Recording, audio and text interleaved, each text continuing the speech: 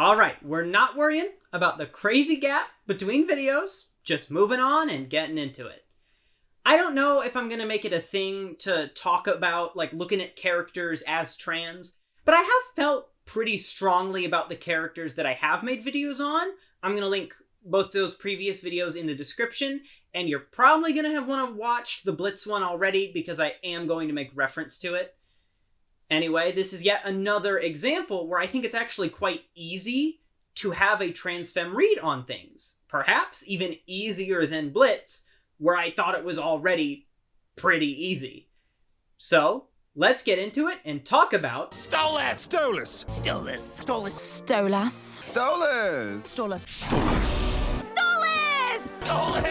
Stolas! Stolas! I, Stolas of the Ars Goetia.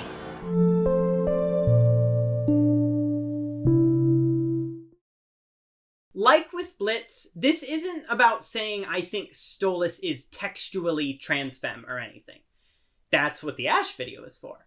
This is just about having fun and explaining the thought process behind being able to view Stolas as trans femme. What in the show, narratively and with characterization, can be used to create that idea in the first place. Stolas is also rather similar to Blitz in terms of this analysis in quite a lot of ways. Perhaps even more so than Blitz, Stolas is dealing with a lot of repression across the board. And also, like with Blitz, to start understanding that, we gotta go back in time.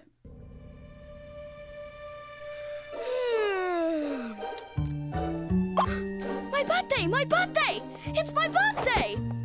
Blitz has a few different looks back into the past within the show, but Stolas mostly only has the circus, which introduces the defining aspects of this analysis. This birthday, the 10th, 11th, whichever one it is, are when a number of expectations are bestowed onto Stolas. The most important ones being an arranged marriage, an expectation of producing an heir. Within the show, this is a case of heteronormativity being pushed onto Stolas and leading to repression of sexuality, but I think it's super clear how this can be looked at through the lens of gender as well. The roles that are pushed onto Stolas are the masculine roles, father and husband. From a very young age, these are what Stolas is expected to embody, and there isn't really any indication that Stolas tries to push back against these at any point in between the flashbacks and when the show proper starts. In fact, it's this very episode, The Circus, where Stolas finally does anything at all to push back against it in the argument with Stella. I tried so many years to make it comfortable for us to have this family, but it was never enough. Right there, I think it becomes very clear that Stolas did spend all of those years trying to lean into both of these roles as much as possible. We know Stolas seems to like other responsibilities associated with being a Goetia, like pretty much anything having to do with the actual stars-related job that was given. In fact, young Stolas is excited to be given a duty, which also points to how even before all of this was bestowed, the expectations of the Goetia, and probably also from Paimon specifically, were something Stolas was thinking about even at such a young age. Pretty much never gotten to live outside the weight of all these expectations and responsibilities. Now, of course, like I showed, Stolas did try very hard to fulfill the roles of husband and father, effectively saying to Stella's face, I am done with the husband part, feels a bit trans on its own, I think. But regardless, the more important one of those two is the father role. In Sinsmith, Stolas outright says to Octavia, you've always been the most important thing in my life. Sweetie, please, you have always been the only good thing in my life. Stolas had very little to cling to while mired in goetic responsibilities and being trapped in an abusive marriage. Octavia was the one thing. Being Octavia's parent, and therefore in an indirect sense, being specifically a father, was really the only thing bringing any joy. to the point that losing that has hurt more than anything else. For so long, this was such a core part of Stolas' identity. Even after Blitz comes in, and Stolas is able to feel more capable of choosing and being free, Octavia is still so important. We already know Stolas was not really able to feel a full sense of self while trapped in this marriage, and I imagine that in that situation, it would be so much harder to figure out that you're a trans woman when one of the only sources of joy in your life is coming from being a father to your daughter. Stolas never got to choose these things. These masculine roles were even more literally forced onto Stolas than trans femmes deal with in real life, and societal pressure does a lot of forcing. This alone is really why Stolas is so easy to read as trans femme for me. It's super direct allegory.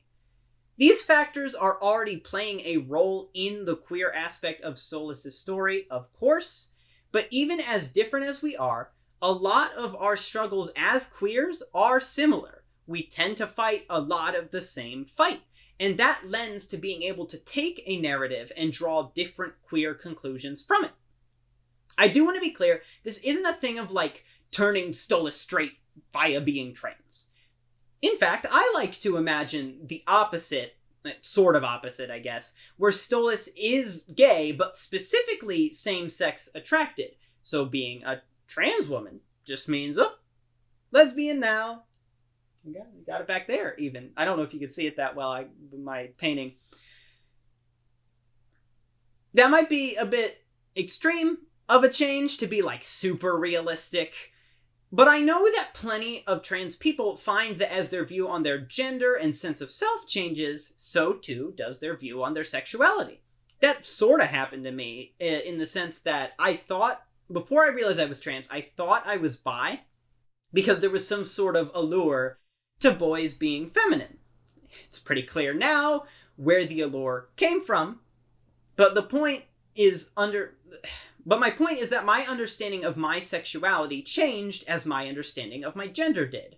Stolas is also pretty fresh in getting to explore any sexuality at all, and leaned very heavily into a misguided understanding of what Blitz wanted. Blitz is very different in this regard, with actually having a lot of experience and seeming to be trying really hard to perform the masculine role during sex, which only got reinforced in the things that came out since I made that video, between a little bit of the Antarctica mission stuff. Like, a lot of it was apology tour. Like, my points I made about Blitz and masculine role and sex in that video feel very like, oh yeah, that has been a big part of how Blitz has been operating. Not about Blitz, though. Moving on. Stolas is technically in the more stereotypically feminine position within sex, but obviously bottoming does not have any sort of bearing or meaning on one's gender or presentation at all. There's like a minority selection of people who do seem to think that people at large viewing Stolas as femme do so only because Stolas is the bottom, and they'll heavily imply and even outright say sometimes that fans are homophobic because of that. And it's like, there's so many factors going into why Stolas is seen as more feminine that trying to pin it on this one thing feels like an internal bias more than an actual read on anything. Like, Stolas' whole vibe is harkening back to a particular sort of historical noble that were notably effeminate. Not in like the kind of modern day way of being femme, but that just transfers over in what art people are going to be drawn, like Fix and everything, all of that. The role Stolas plays in the story is also often one that women play, and women fans tend to heavily relate to Stolas both in terms of narrative journey and character traits. Ergo, a tendency for being represented as femme. In the show, Stolas is pretty androgynous, doesn't really swing too much either way, especially compared to Blitz. Although once you start getting the merch and old Instagrams involved, Stolas absolutely gets dressed in feminine clothing pretty often. I think it's probably fair enough to assume that, like Blitz, Stolas is totally comfortable in feminine clothes. In fact, I remember this after writing the other parts and didn't really know how else to, work this in. But in Sinsmiths, with the silly little notebook of smut that Stolas is writing, the little self-portrait drawing with Blitz is clearly way more feminine than Stolas usually is. That seems a little transgender, methinks, you know?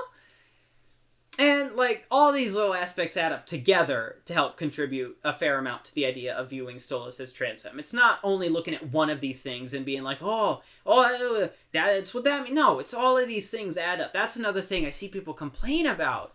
I say people. It's specifically people taking things in bad faith. They'll be like, oh, what? That means, that would make everyone. No, it's no, dude. It's compounding factors. People do this with autism. I see it a lot, too. I'm getting off track. We're moving on. So, of course, the big thing still, though, is those two roles of masculinity forced onto Stolas. The attempt to try and fulfill those roles as well as can be done, and only being very recently that any thought is really being given to what it could mean to exist outside of them. Even more recent now, with it only just happening that Octavia has cut Stolas off. Stolas' journey of self-actualization is far from over. And I can absolutely see and think it would be very nice if part of that journey is her recognizing her trans identity and accepting it. She is no longer beholden to expectations of being a husband, of being a father. She can be what she wants to be.